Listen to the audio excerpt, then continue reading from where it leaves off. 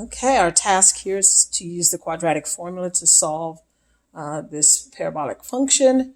And so the quadratic equation or formula is negative b plus, or x equals negative b plus or minus radical b squared minus 4 times a times c all over 2 times a.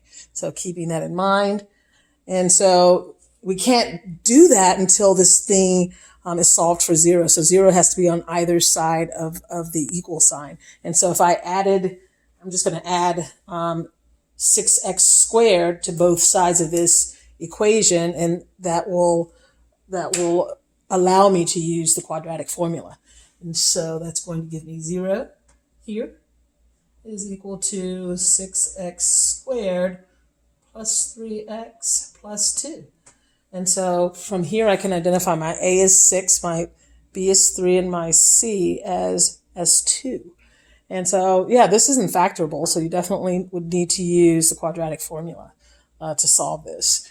Okay, and so x is equal to minus b plus or minus, so those are two answers, radical b squared minus 4 times a times c all over 2 times a.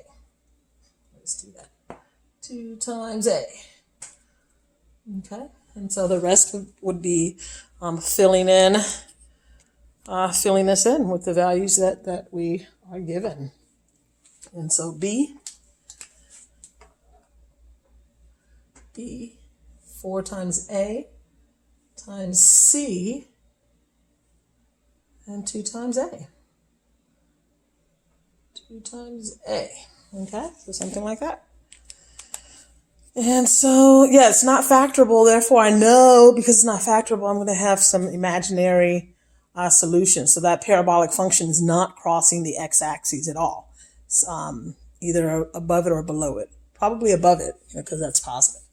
Okay, so that's what I know about this parabolic function, because it's not factorable. Okay, so the rest is just straightforward algebra, right? And so I have negative 3 plus or minus. So I'm just going to put a line here to divide my work here. Radical 9, negative 24, negative 48. So there's my negative right there. So my radicand is going to be negative over 12. So I know that that's going to be imaginary, right?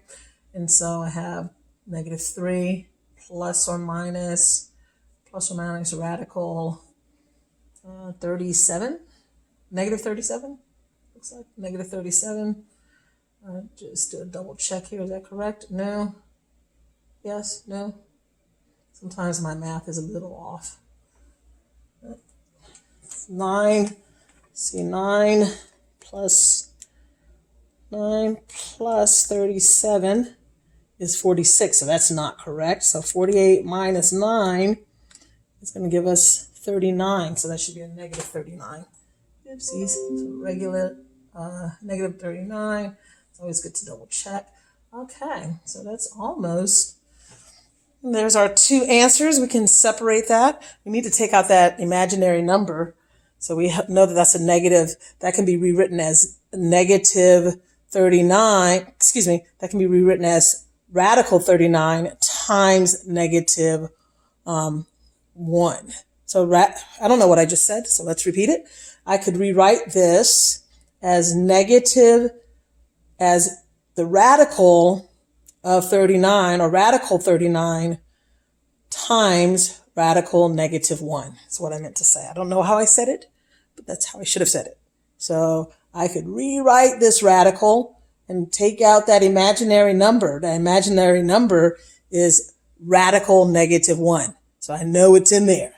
Okay, and so I can rewrite this as negative 3 plus radical 39 times I, right,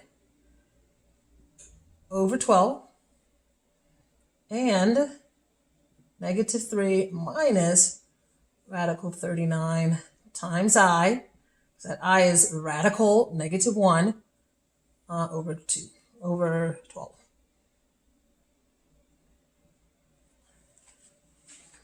Okay.